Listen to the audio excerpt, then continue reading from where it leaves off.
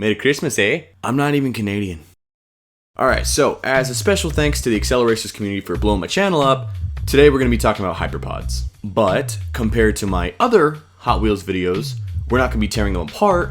We are actually going to be... What is this? We're actually going to figure out how to try to make them work in real life. So, hope you all enjoyed. Remember to like, comment, subscribe, push the notification bell, all that, so you don't miss a future upload. A hyperpod.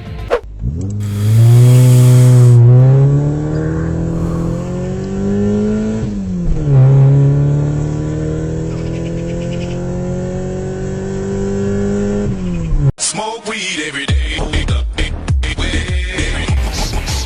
Smells good.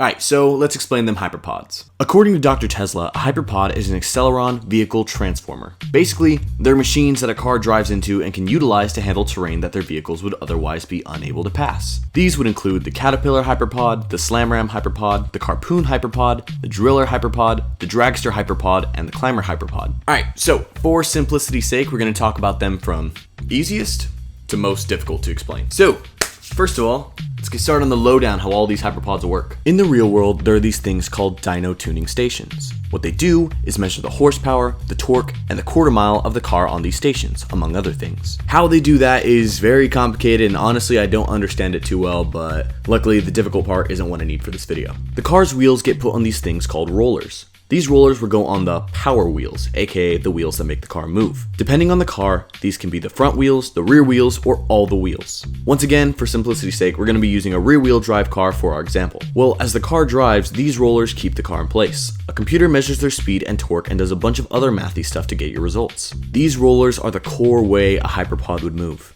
I believe that to make these things move, a car's power wheels would have to be placed on these rollers. As the car's rear wheels turn, they would move said rollers, which would then have gears attached to the ends. They would go through a whole system of gear ratios, helping the vehicle generate enough torque to get the hyperpod moving. Keep in mind, all these gear ratios would be made towards generating torque, not top speed, since the slow movement of the hyperpods indicates that they're very heavy. Minus the dragster hyperpod, but we'll get to that. It can also be an electrical system, but I can't really deduce how that would work given the fact these hyperpods sat for hundreds, if not thousands of years. So that's the down low for how hyperpods get moving in a straight line.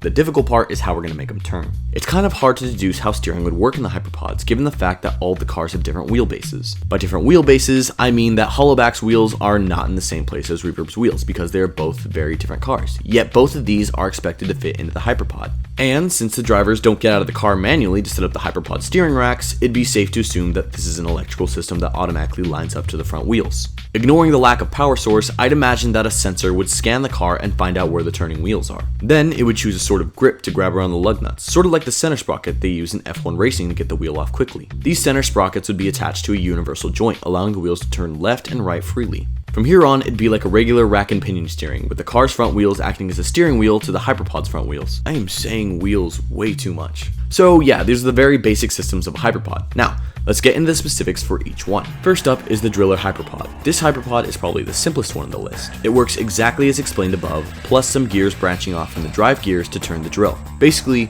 exactly how the toy works, You move the front wheels, the front drill works too. We'll move on with the Dragster hyperpod next, which is obviously modeled after a real-world funny car. Now, personally, I think that this hyperpod would work as explained above, but with a large difference. See, looking at the Dragster hyperpod, you can see that it actually has its own engine.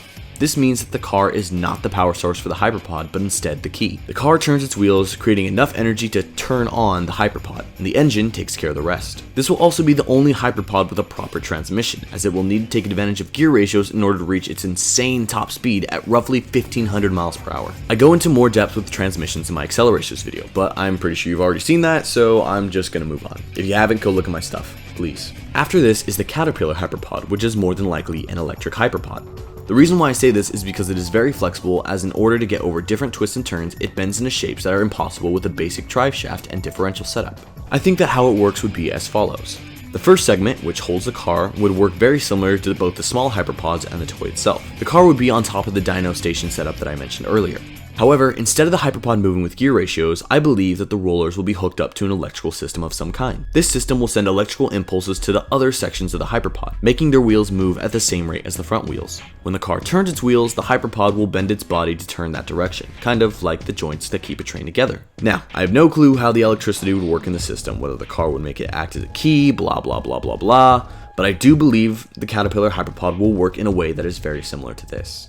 Next up is the Climber hyperpod, which kind of works in the same way as the Driller hyperpod, but in reverse. Since the power wheels would be in the back, it would have to devise some sort of system to turn those gear ratios around to power the front hooks. Honestly, that's the best explanation I can come up with for this one. If you have any other ideas of how it would work, let me know down in the comments below. I'd love to help, because honestly, figuring out all of these is very difficult as there's nothing like it in real life to go off of. Next up is the Slam Ram hyperpod, aka the drone's hyperpod. Now, ignoring the fact that all the mass to make this thing comes from absolutely nowhere, I believe that since it is actually part of a drone car, it just pretty much behaves like a regular vehicle. Honestly, it breaks too many physics to explain properly, so I'm just gonna go off on a limb here. In order for this hyperpod to be created as it is likely nanotechnology, forming the parts and setting them in place, seemingly out of nowhere. Honestly, I know nothing about nanotechnology. I'm a film major, I don't know anything. You kidding me? It's kind of hard to figure out how the car ends up in a little space in the hyperpod while traveling at 200 miles an hour. Since it's all part of the same vehicle, the parts of it, like the moving ram and the steering, are likely to be controlled in the cockpit. Pit. Oh no, I've made that joke before. I'd imagine that the ram itself is either remote controlled, has sensors, or is even a drone itself.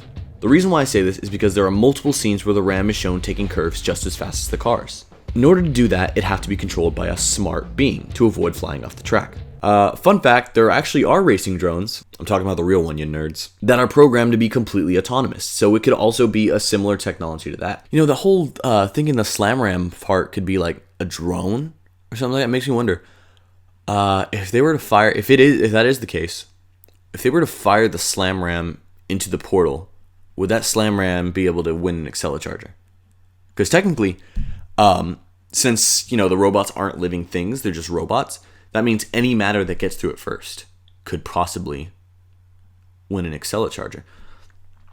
Wait, so that means any organic... Maybe if a fly flew through first, a fly would win an...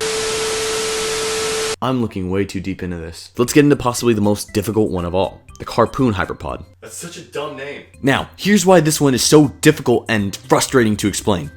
Everything works just like the drill hyperpod. Everything except one thing, and it's the main important thing of this hyperpod. I'm talking about that giant hook grabber on top of the hyperpod. I have no clue how that thing would work. Because, you know, there'd just be random, like, how would you control it? Would it just be like a button on the dash? Or would, like, you have to do like a burnout in place? It's never explained. I have no idea how they would be able to take advantage of that without, you know, bringing it back for Tesla to study.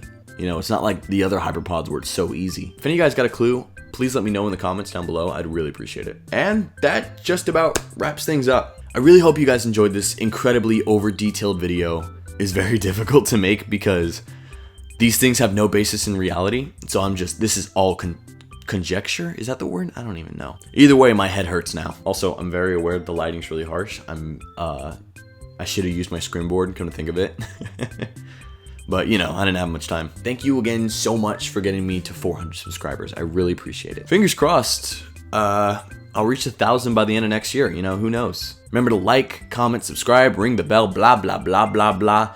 Just please do all that stuff. I really like growing the channel, and I really like when you guys come back to enjoy this kind of stuff. Make sure to leave any ideas for hyperpods that you have down below. You know, obviously, all conjecture, so... You know, my ideas aren't the only ideas. Feel free to let them know in the comments below how you think a hyperpod would work. I hope you all have a great day. Merry Christmas. Peace.